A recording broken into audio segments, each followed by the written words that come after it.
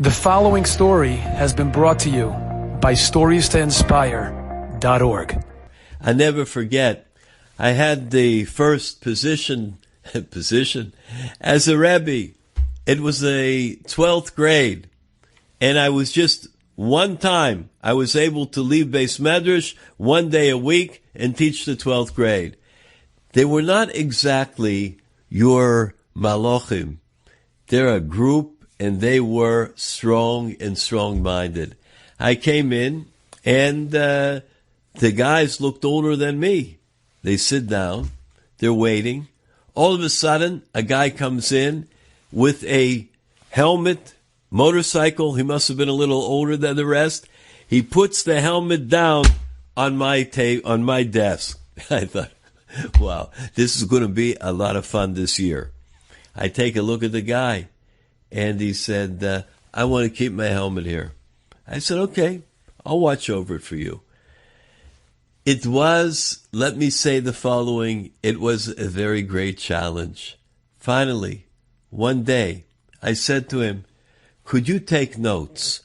I would like to know the things that I've said. And I see that he was always doodling. He had a very nice handwriting. Could you take notes for me? He said, sure, Rabbi. Be happy to. I gave him paper. He starts to take notes, every word that I said. Instead of being a disturbance to the class, instead of missing the whole class, now this guy is taking every word down. I looked at him b'ayin yafeh.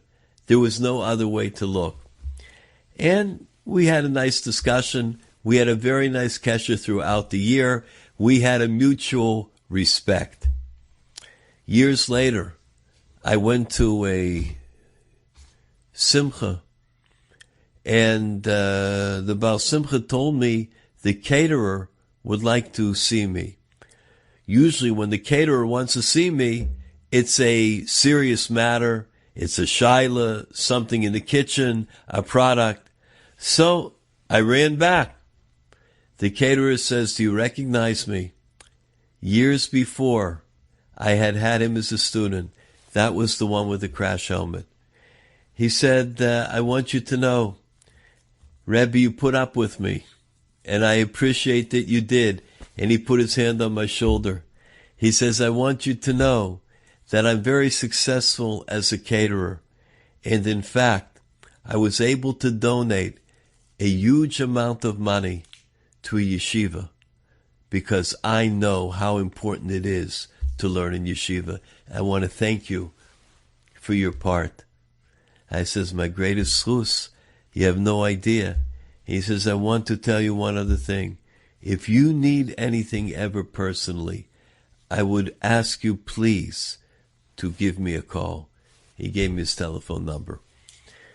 You got to look b'ayin tova. Enjoyed this story? Come again. Bring a friend. StoriesToInspire.org